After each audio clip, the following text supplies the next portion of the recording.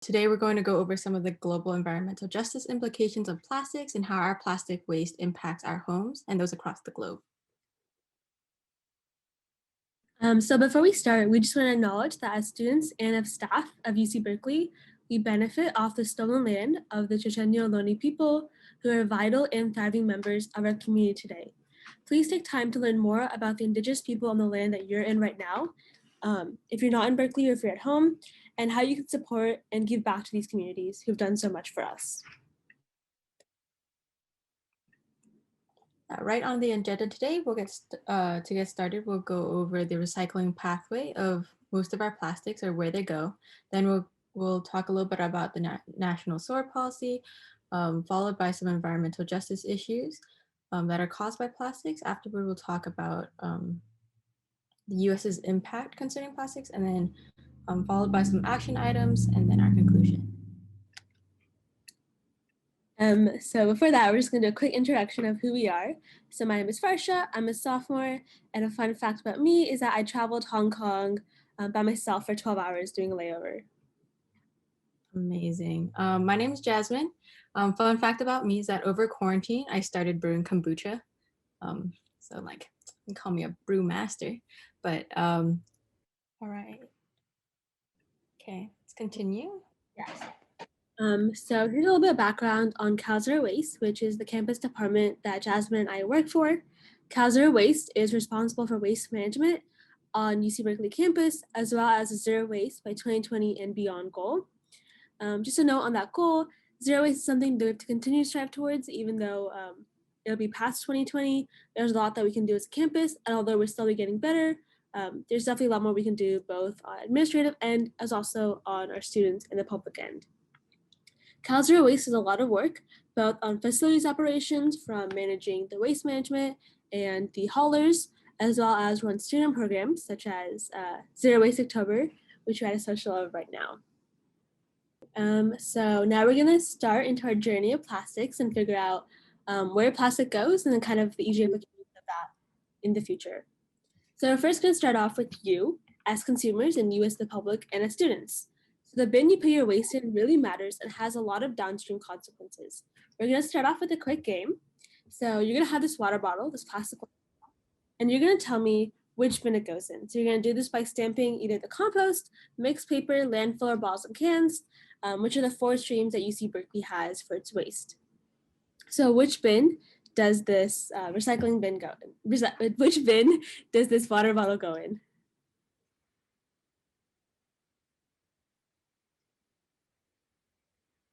Awesome. Amazing. Yeah, beautiful. So you guys really do know your waste sorting. And then we are going to do the chip bag. So which bin does the chip bag go in?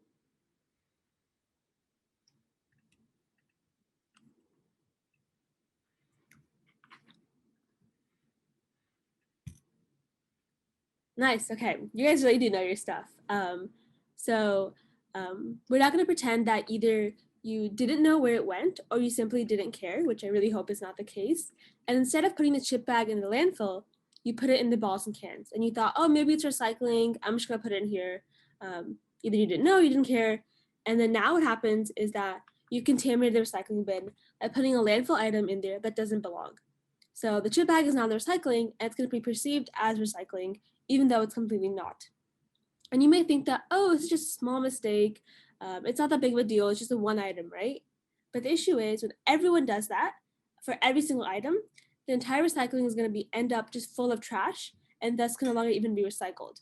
And this has severe implications in the next step of the recycling pathway, which is the waste sorting.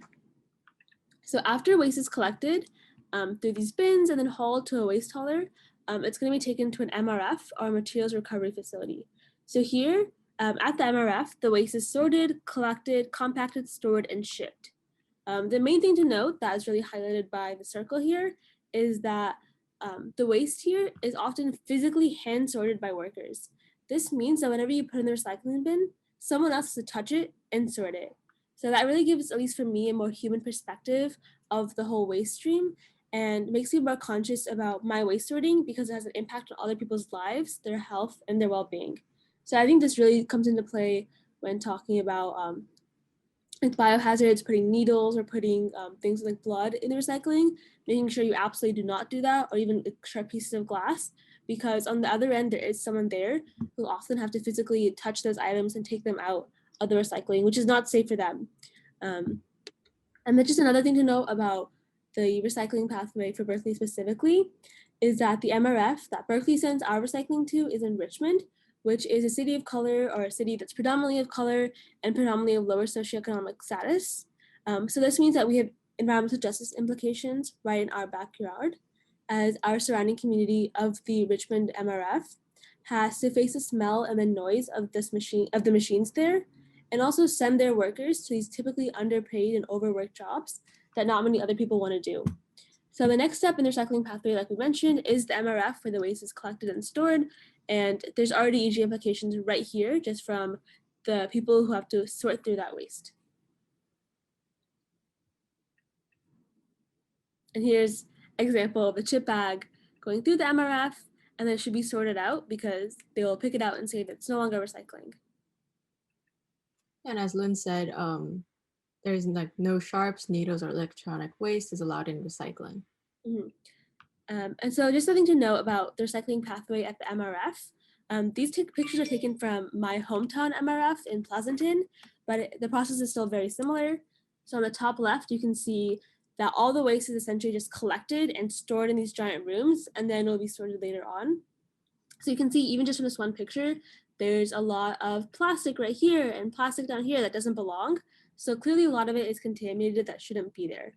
And then from the top right photo, you can see kind of the general process of what an MRF looks like, where there's like a big kind of stand above where the workers sort through the waste, and then also just a lot of land and cart usage.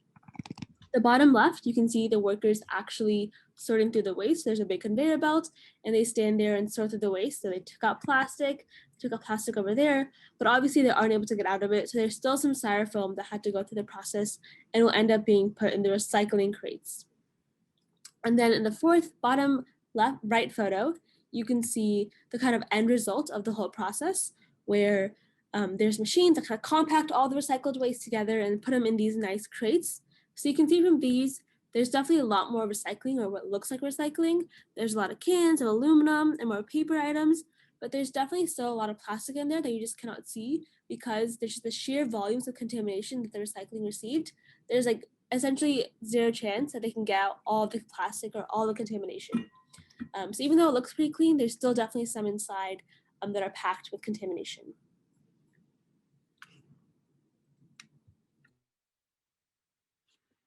So after they're packed into nice little blobs like that, they often get exported or goes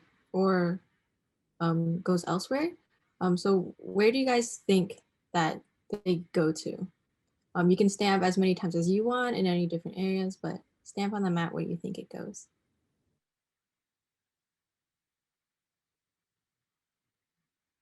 All right.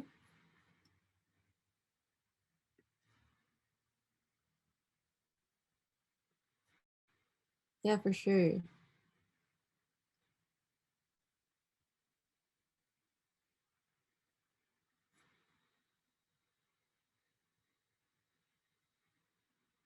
Hey, great, cool.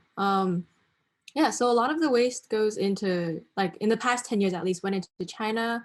A lot goes into Southeast Asia.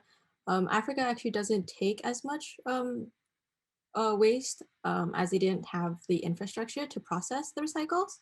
Um, but it goes into different areas like Turkey and even Canada. US sends their waste to Canada often because they have a lot more infrastructure to recycle the waste. Um,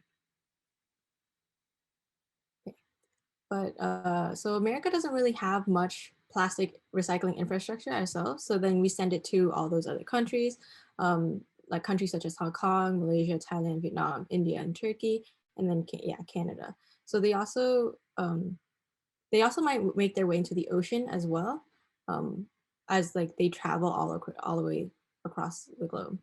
Um, yeah, so on the bottom left, we have an image that shows the top exporting countries of waste exporting countries. US is in the lead, and then followed by Japan, Germany, and the UK. So all these countries are producing plastics, but they just throw it out. Um, as Varsha said earlier, it takes people to recycle, and that includes when we export it across the globe. It takes advantage. This process takes advantage of lower cost of labor in developing nations and leads to an overwhelming amount of waste that gets piled up as well. People have to hand sort and hand pick only the recyclables, and that leaves a lot of excess waste that's contaminated, just kind of sitting in like waste mountains um, before like they're either burned down, which then produces a lot of toxic fumes and a lot of like environmental issues that we'll talk about later. Yes, so the global waste trade was completely overturned or completely shooken up when there was this policy implemented called National Sword in 2018 January. And essentially, it was China's way of saying that they were going to stop being the entire world's waste dump. And they said at this time, they were the highest waste importer of plastic from the US as well as all of other developed nations. And during National Sword, they said we've had enough. We can no longer accept all this plastic, and they set really strict contamination limits for their recycling imports. So it was around 0.5% contamination allowed. So that means a lot of the waste that we sending them previously that had like 30% contamination, 20% contamination was no longer allowed, would come up to China in these big ships. China would just put a fee on them and say not allowed, and they'd be forced to just come back on these giant barges. And this had really severe implications for the US as we didn't have the infrastructure to deal with the waste on our own. So we needed to send it to somewhere else, but we couldn't just send it to China. So we were kind of lost for an exporter. And then also a lot of the waste haulers here, as they run as a business, it's really hard for them to continue making profits as they weren't able to sell it anywhere. And the waste that they were receiving from the residents, from the public, from us was so contaminated. And no matter what education efforts they did, it was really hard to convince us to properly waste sort. And I think a very American mindset of the whole national sword is around why did China do this? They're just making it worse for every other nation. You know, they should have just continued to do this and continue to accept our waste. But it's important to note that China did this policy for the best of their own nation. As they are becoming more and more industrialized, they're able to get the materials on their own from their own production and their own consumption, and thus they no longer rely on the plastic importing from other nations. And also, the plastic that they imported had really a lot of environmental degradation effects on their environment, their people, and their climate. So they thought it was best for them as a nation to really set severe limits on contamination. But this, as we will see soon, had really drastic effects on the global waste trade on a big scale. Yeah, so immediately after China like put in place their policy banning like 99% of plastic imports, you can see that China's like imports dropped down drastically to almost zero in the past couple of years. So during this time, the US kind of just immediately tried to shift and exported our waste to other countries like Malaysia, Thailand, Vietnam, and Turkey, and even more that, as you can see on the graph. But this just shows that like the U.S. didn't look into alternatives, sustainable ones or not, and that like China's national sword should have been a wake-up call to the U.S., prompting us to get better infrastructure or to like increase like policies in which would like help us sort our waste properly and kind of recycle more of our waste. But that didn't happen. And so we kind of just overfilled these other countries with our recyclables and waste, and other countries did as well, leading like these countries to kind of have like a huge surge in like millions of tons of plastic waste. And you can see in like in 2018, after there's a dip in the red arrows where they would drop. And this is due to like these countries also saying that like, no, we don't want your waste anymore either. Like this is causing too much damage. And it's kind of not fair for our countries to have to deal with this while you guys just continue to export. So yeah, as Varsha said, it's kind of like a form of like waste imperialism, as like rich and wealthy countries are consuming, but just leaving like the poor and vulnerable countries to kind of dispose of it. So yeah. Yes, and then just one more thing to know that Jasmine kind of touched upon, but I really wanted to highlight is that a lot of the countries that we are currently exporting our waste to are struggling with their own waste management. They have high waste mismanagement rates, by you see by the graph, um, typically due to a lack of technology, lack of policy, and just general government corruption. They don't have the capacity to deal with their own waste, but are forced because they get money this way to take their own waste from industrialized nations. And this is really a form of environmental injustice. And you can see how prevalent it is in our world, as the unwanted or hazardous waste of the US and other like developed nations is being dumped on these unwilling and unsuspecting communities solely because of the fact that they need this kind of money to survive. However, it has severe implications on the environment, the social aspect, and the economic aspects of these nations that they aren't able to consider because they need the money in the first place. So when China stopped accepting it, it kind of just filtered to all these other nations, and all these other nations are still really struggling, but they aren't able to take that step right now of being able to stand up to the US and stop accepting our waste.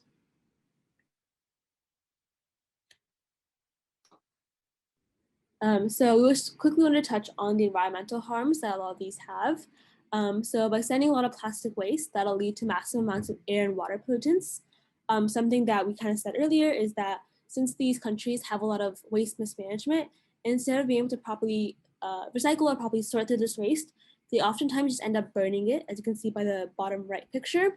So that has severe effects on the air and really causes a lot of air pollution, as burning plastic is never a good thing and releases a lot of toxins, and as well as the fact that a lot of the plastic waste ends up shifting into the rivers, or the streams, the water bodies, and that leads to a lot of water pollutants, and these plastics breaking down into microplastics, and that also has an effect on the drinking water of these communities that already have they're already struggling for a lot of the drinking water that they need. And then this has general effects on the ecosystem and biodiversity of these nations, as plastics are going to be entered into general wildlife. They're going to start eating it unknowingly, and that's going to lead to birth defects of these nations, of the animals in these nations.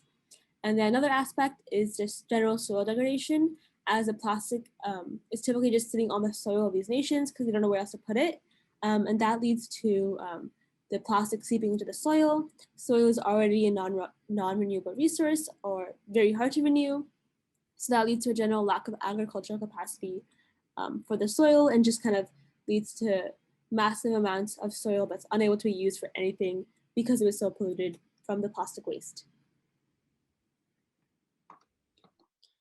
Yeah, so before we get started on this slide, I'm gonna launch a poll. Which of these issues surrounding our oceans are you familiar with?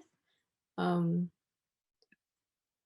there's lots of issues surrounding our oceans, such as like the plastic gyres, accumulation of plastic in our oceans, ocean dumping when we like dump our waste into the ocean, like microplastics. There's like toxic bioaccumulation due to like toxic microplastics in our oceans, like suffocation of marine wildlife, kind of like it was the imagery of like the turtle uh, and like straws and things, and even like soda can containers, and then ghost fishing.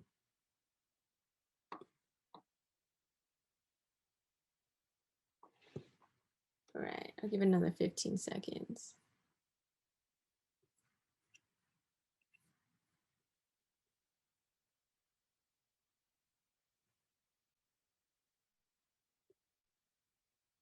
All right, guys, thanks for participating in the poll. Here are the results. So there's not really any correct answer, but it seems like lots of people know about the microplastics and ocean dumping and like toxic bioaccumulation and like the marine wildlife. Seems that like not a lot of people are familiar with like the plastic gyres, such as like the Great Pacific Garbage Patch, which is like the most like talked about one. And then no one knows what ghost fishing is. Does anyone want to brave a guess? All right. So ghost fishing is what happens when lost or discarded fishing gear in our oceans continue to ensnare and kill fish in marine, kill fish and destroy marine habitats. So this happens a lot when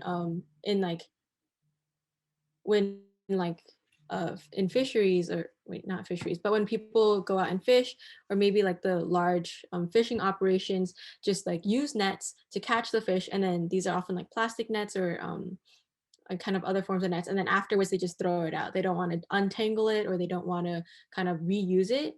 And then they just throw it into the ocean, and then it just floats around. This leads to a lot of like, obviously just it'll like tangle up in whatever it floats into. And if it is a bigger thing, it will often just like kill that animal, fish, maybe octopus, I don't know, anything.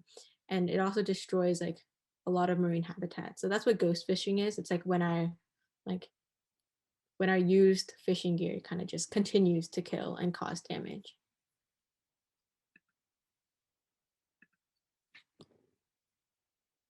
Okay. Yeah, so those are a couple of our problems. I'll go in depth on some of the other problem, a couple of things.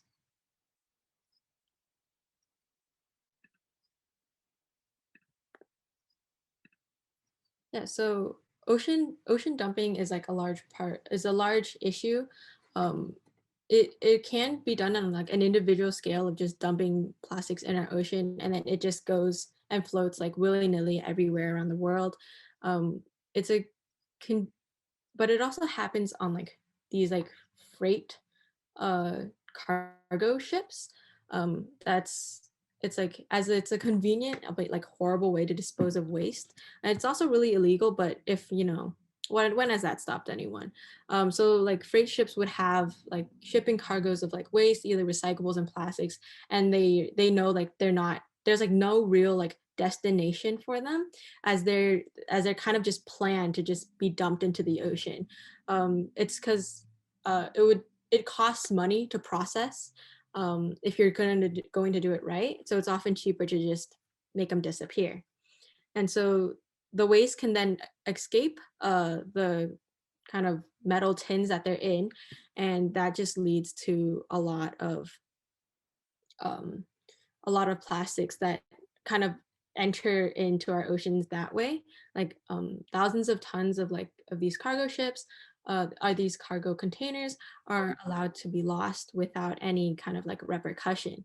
An example of how kind of prominent and how widespread these plastics can reach, is that um, so in 1992, 30,000 of these like plastic ducks kind of fell into the ocean. And so they floated around, and it helped map our oceans. But at the same time, if you think of it as like little bits of plastic or large bits of plastics that get dumped into the ocean, they do really go worldwide.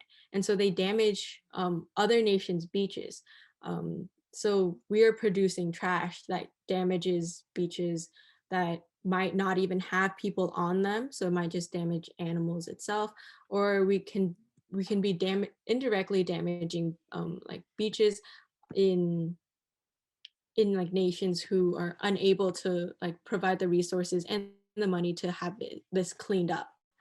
So that's just like really unfair for these nations that have to deal with this.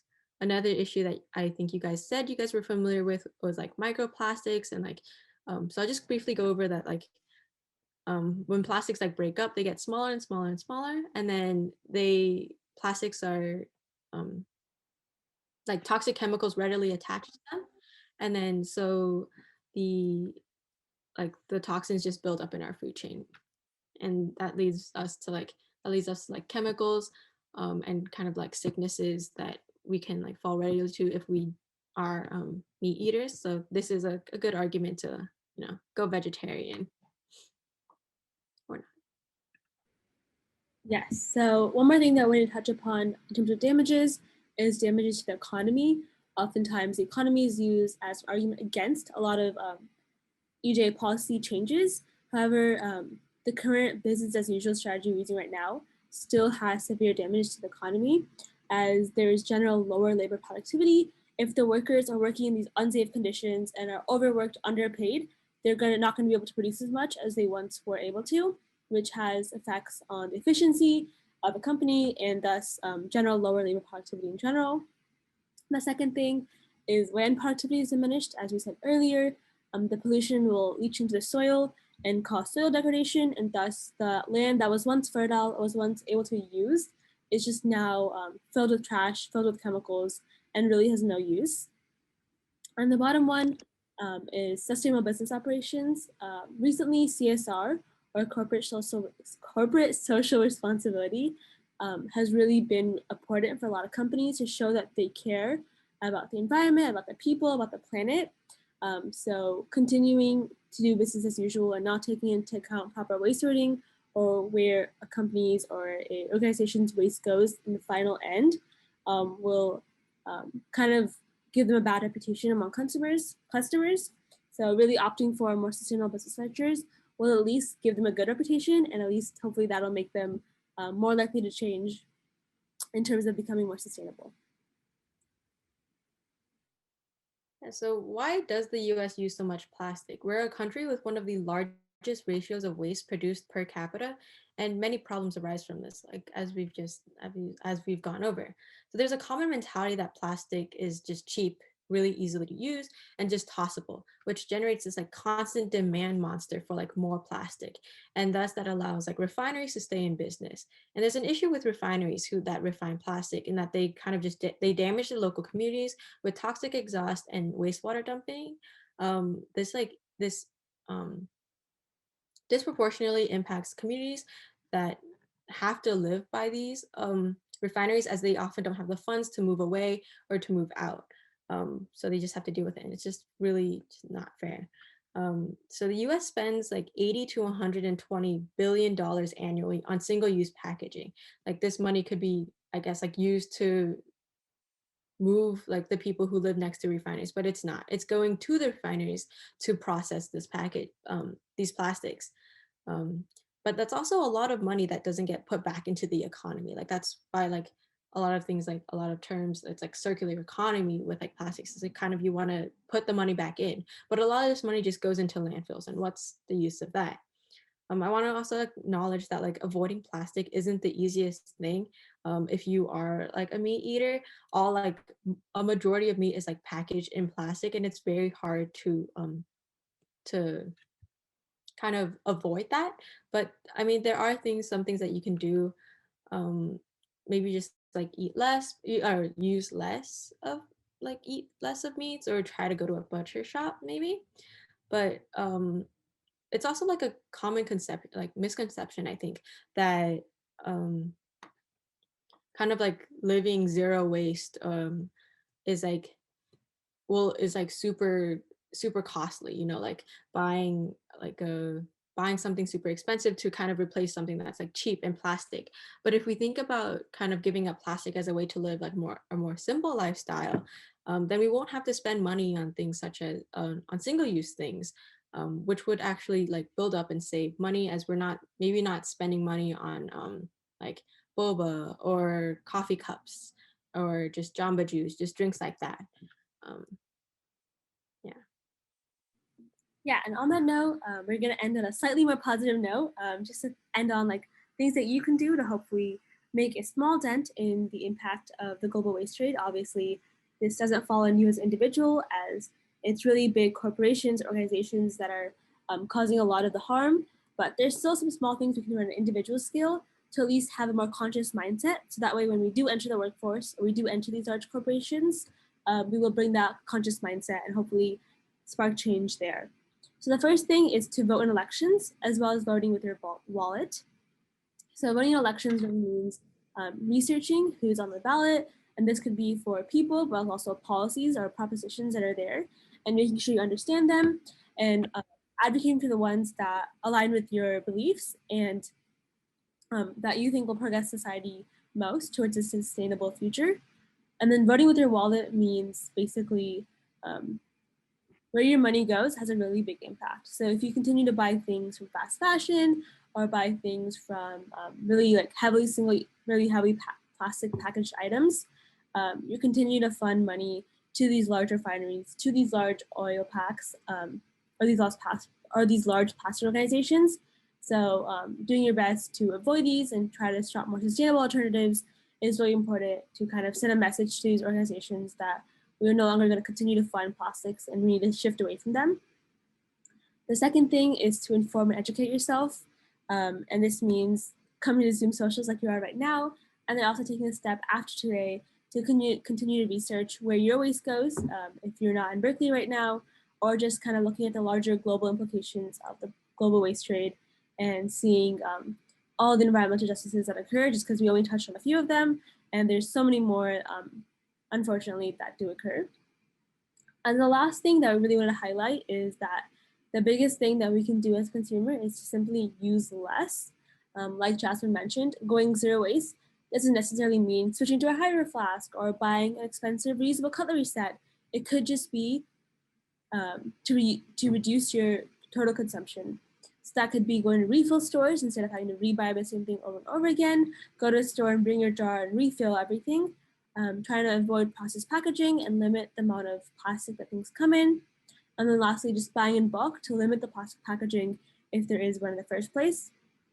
And also important to note that a lot of times marginalized communities or communities of color, indigenous communities have been practicing a zero waste lifestyle for years and years. That's kind of their whole mentality. However, it's just not branded as zero waste. It's branded as just their lifestyle. So people have been doing this for years and years and definitely is possible, although it might be a little bit of a shock at first.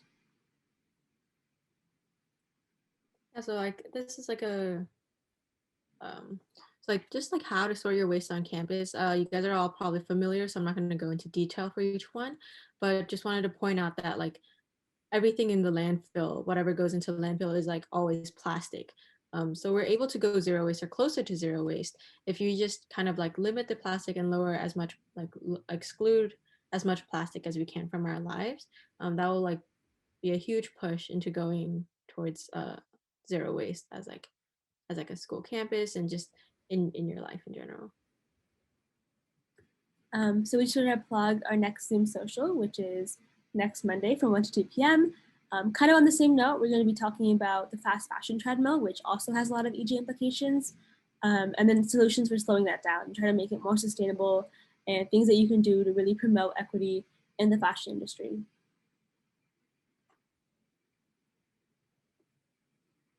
Yeah, thank you all for joining.